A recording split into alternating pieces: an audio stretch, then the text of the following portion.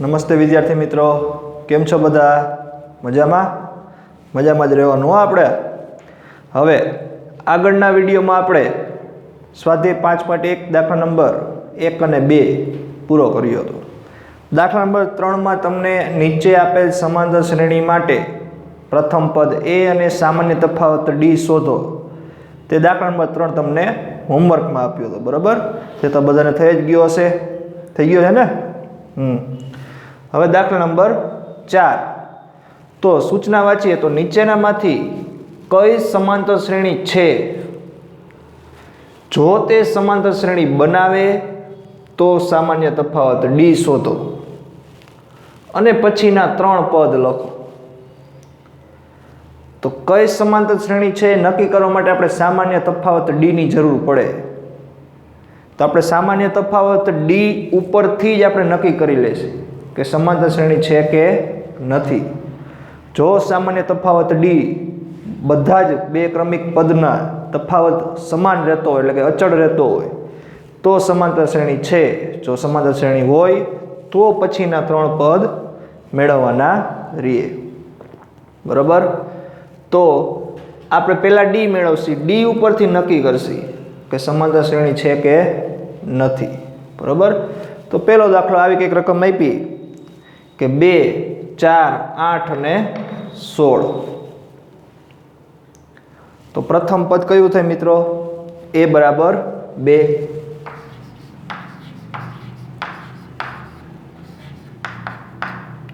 a બરાબર 2 અથવા a1 લખો તોય ચાલે.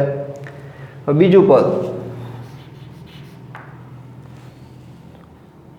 તો પહેલા તો પ્રથમ પદ a છે. હવે સામાન્ય તફાવત પહેલા મેળવી લઈએ. તો સામાન્ય તફાવત કઈ રીતે મળે? તો કે બીજા પદમાંથી પહેલું પદ બાદ કરવા. તો સામાન્ય તફાવત d બરાબર 4 - 2 એટલે કે કેટલા આવશે? 2. હજી એક જોઈ લઈએ, a3 - a2. તો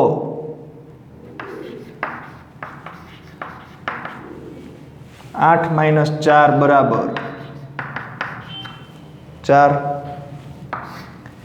a4 - a3 16 - 8 બરાબર 8.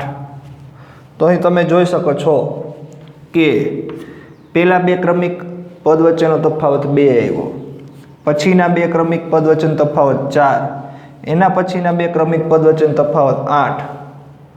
તો સામાન્ય તફાવત d સમાન રહેતો એટલે કે અચળ રહેતો નથી. તેથી આપેલ શ્રેણી સમાંતર શ્રેણી નથી.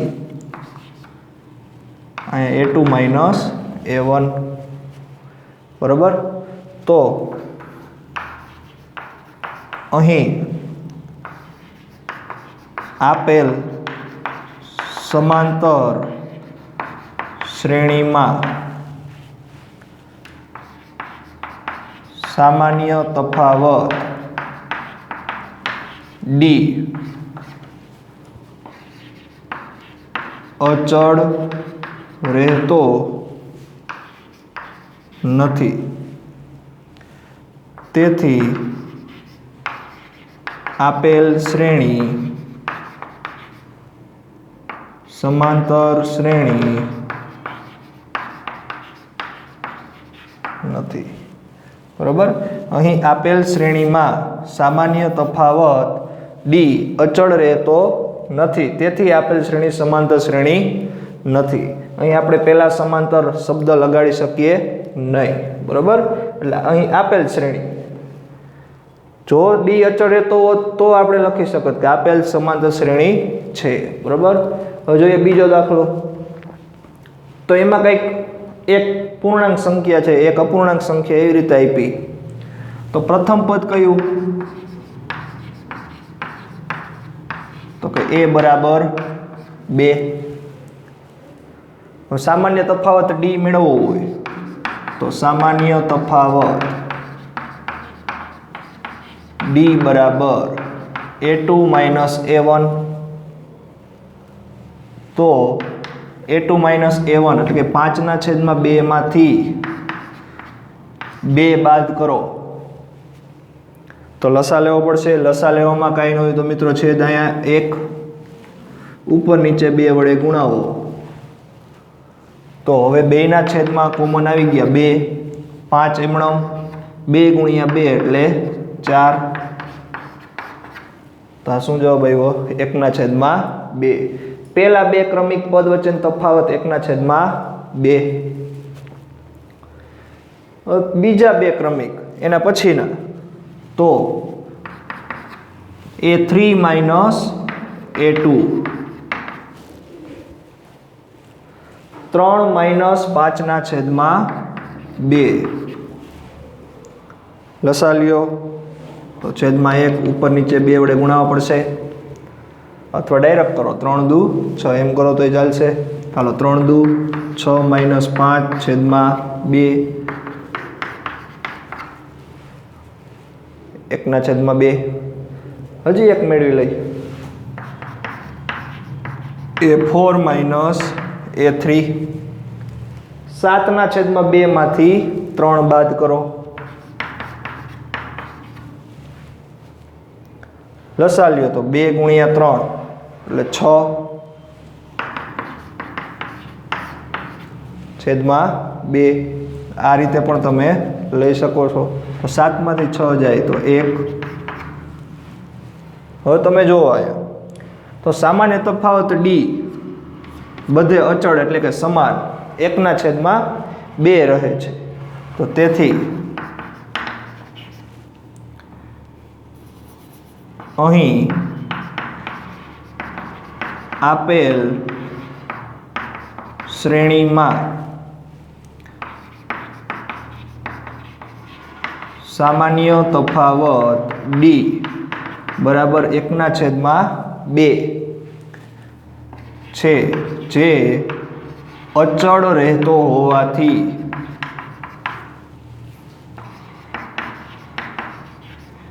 સમાંતર શ્રેણી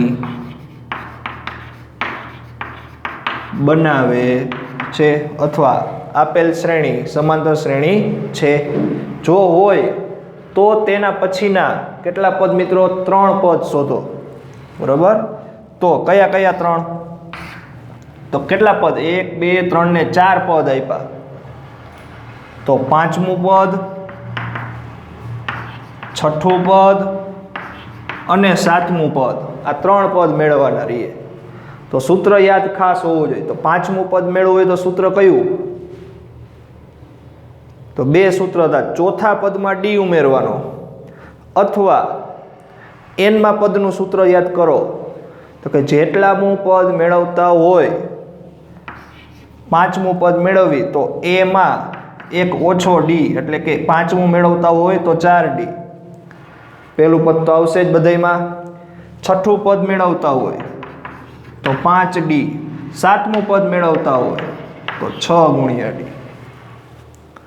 હવે A ની અને D ની કિંમત તમારી પાસે છે. જો અહીં આપણે D ની કિંમત પણ લખી નાખી. રકમમાં કીધું તો D શોધો.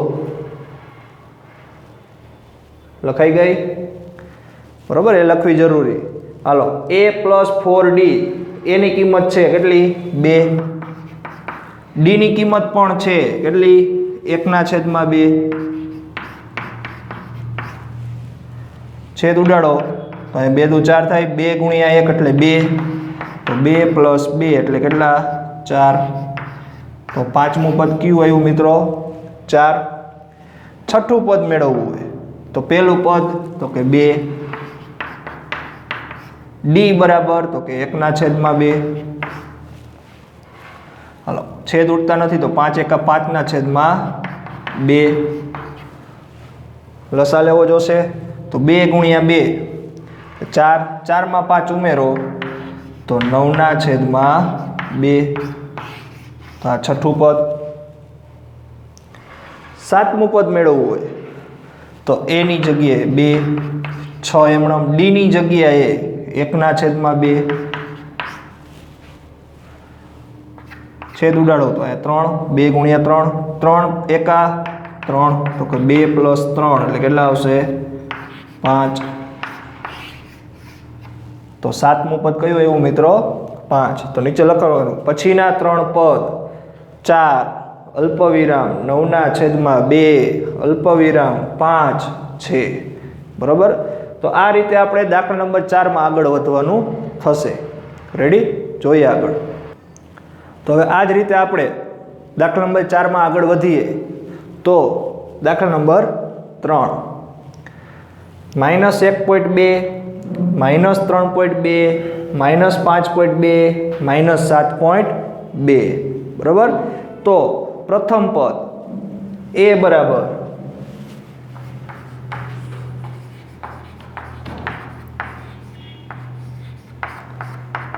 -1.2 સામાન્ય તફાવત d બરાબર જેટલા પદ આપ્યો એમાં ક્રમિક પદોની બાદબાકી કરતી જાવી a2 a1 તો a2 એટલે -3.2 એમાંથી -1.2 બાદ કરવાના એટલે આ માઈનસ એ બાદ કરવાના અને આ -1.2 નિશાની પદની બરાબર હાલો હવે માઈનસ માઈનસ પ્લસ તો -3.2 પ્લસ 1.2 ચાલો કેટલા થશે વિચારો -3.2 અને 1 પ્લસ 1.2 પહેલાં તો બાદ બાકી થાય તો ફાઇનલ કેમ કે બે પદની નિશાની કેવી છે અલગ બરાબર તો પોઈન્ટ કાઢી નાખો હાલો થોડીક વાર 32 માંથી 12 જાય એટલે 20 હોય તો -2.0 પાછો પોઈન્ટ મૂકી દો તો -2.0 એટલે કેટલા આવ્યા -2 હવે જોઈ a3 a2 a3 -5.2 એમાંથી -3.2 બાદ કરવાના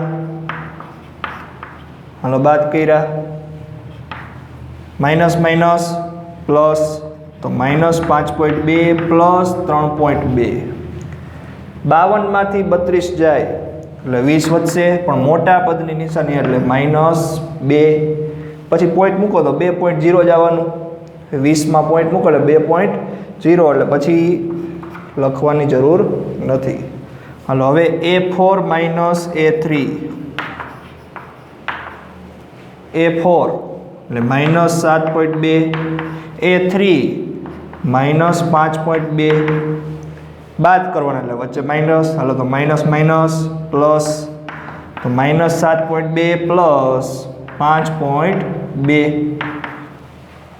બે પદની નિશાની અલગ એટલે બાદબાકી થાય 72 માંથી 52 જાય એટલે 20 પણ કેવા માઇનસ પોઈન્ટ મૂકો એટલે -2.0 થઈ જાય એટલે એ લખવાની જરૂર નથી તો હવે તમે જોઈ શકો કે સામાન્ય તફાવત બધે એક સરખો રહે છે એટલે કે સામાન્ય તફાવત d અચળ રહે છે તો અહીં શ્રેણીમાં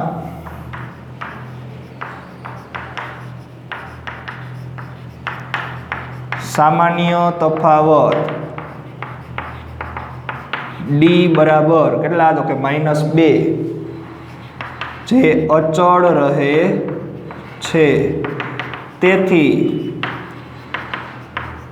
આપેલ શ્રેણી સમાંતર શ્રેણી બનાવે છે અથવા છે જો સમાંતર શ્રેણી હોય તો તેના પછીના 3 પદ લખો એવું કીધું બરાબર તો કેટલા પદ તો કે 1 2 3 ને 4 પદ છે આપણી પાસે પાંચમું છઠ્ઠું અને સાતમું પદ ઘટે તો a5 બરાબર સૂત્ર કયું તો કે a + 4d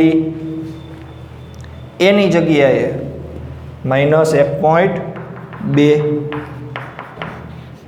d ની જગ્યાએ કેટલા અહીંયા જો આપણે d લખેલું d શોધો એમ કીધું એટલે d લખી પણ નાખ્યું કેટલા -2 તો પ્લસ માઇનસ -8 હાલો કેટલા થાય -1.2 -8 સરવાળો થશે ને, તો -9.2, તો A5 બરાબર -9.2. હવે A6 જોઈએ એટલે કે છઠ્ઠું પદ, તો પેલા પદમાં 5 વખત D. સૂત્ર છે ને, જેટલામું પદ મેળવવું એના કરતાં 1 D ઓછો લેવાનો. હાલો, તો A ની જગ્યાએ -1.2 રહેશે, 5 D ની જગ્યાએ -2 પ્લસ માઇનસ માઇનસ, બે પદની નિશાની સરખી તો સરવાળો થશે, તો -11.2. સાતમું પદ, તો A7 બરાબર A પ્લસ એક ઓછું એટલે કે 6 ગુણ્યા D, બરોબર. તો A બરાબર -1.2, D બરાબર -2, તો -1.2 પ્લસ માઇનસ -6 ગુણ્યા 2 એટલે 12. બે પદની નિશાની સરખી, -1.2 -12, તો કેટલા આવશે? -13.2. તો પાંચમું, છઠ્ઠું અને સાતમું પદ -9.2, -11.2 અને -13.2 છે. તો હવે મિત્રો આ પ્રમાણે ચોથો દાખલો જોઈએ.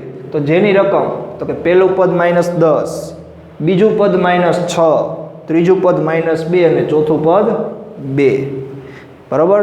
તો પહેલા તો પ્રથમ પદ, તો કે પ્રથમ પદ A બરાબર -10.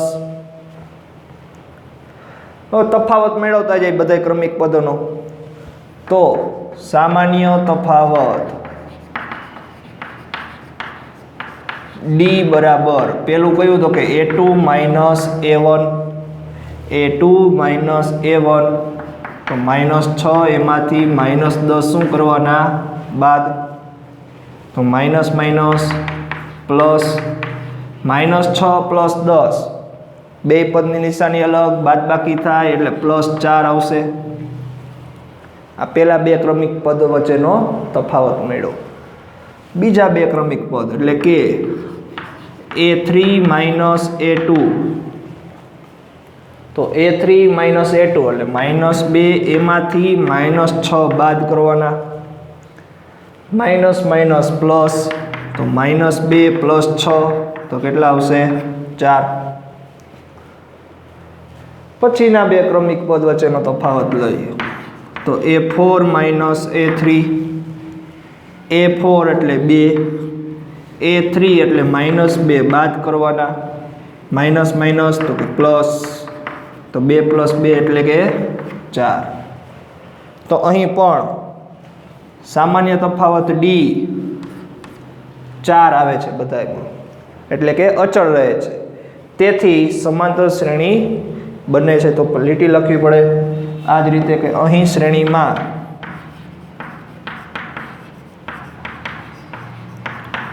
સામાન્ય તફાવત D બરાબર 4 જે અચળ રહે છે. તેથી આપેલ શ્રેણી સમાંતર શ્રેણી છે. તેથી આપેલ શ્રેણી સમાંતર શ્રેણી છે. હવે સામાન્ય તફાવત D પણ આપણે મેળવી લીધો, શ્રેણી સમાંતર પણ કહી દીધી. તો હવે તેના પછીના 3 પદ, તો 1 2 3 ને 4 પદ આપ્યા, એટલે કે પાંચમું, છઠ્ઠું અને સાતમું પદ મેળવવાનું. તો A5 બરાબર A + 4D, તો A + 4D એટલે A એટલે તો કે -10, D એટલે તો કે 4, તો -10 એમણમ પ્લસ 4 ગુણ્યા 4 એટલે 16. તો કેટલા આવશે? -10 + 16. બે પદની નિશાની અલગ, બાદબાકી કરો એટલે 6 અને મોટા પદની એટલે +6. છઠ્ઠું પદ મેળવી તો a + 5d. a એટલે તો કે -10, d એટલે તો કે 4. તો -10 5 ગુણ્યા 4 એટલે +20. બે પદની નિશાની અલગ, બાદબાકી કરો એટલે +10. સાતમું પદ તો કે a + 6 ગુણ્યા d. તો a ની જગ્યાએ તો કે -10, d ની જગ્યાએ તો કે 4. તો -10 6 ગુણ્યા 4 એટલે 24. બે પદની નિશાની અલગ, બાદબાકી કરો. 24 માંથી 10 જાય એટલે 14 અને મોટા પદની નિશાની. તો 6, 10 અને 14 જે પાંચમું, છઠ્ઠું અને સાતમું પદ બરોબર છે. એટલે કે પાંચમું પદ 6, છઠ્ઠું પદ 10 અને સાતમું પદ 14 છે. તો મિત્રો આપણે આ સ્વાધ્યાય 5.1 દાખલા નંબર 4માં 4 દાખલા આવા જોયા. તો આવી રીતે તમે શ્રેણી તમારી રીતે પણ બનાવીને સમાંતર શ્રેણી છે કે નહીં, સામાન્ય તફાવત ડી મેળવવો, અને જો હોય તો પછીના 3 પદ પણ તમે મેળવી શકો છો. બરાબર. તો હવે આવા જ દાખલા પાછા આપણે આગળના લેક્ચરમાં જોઈશું. જય હિન્દ, જય ભારત.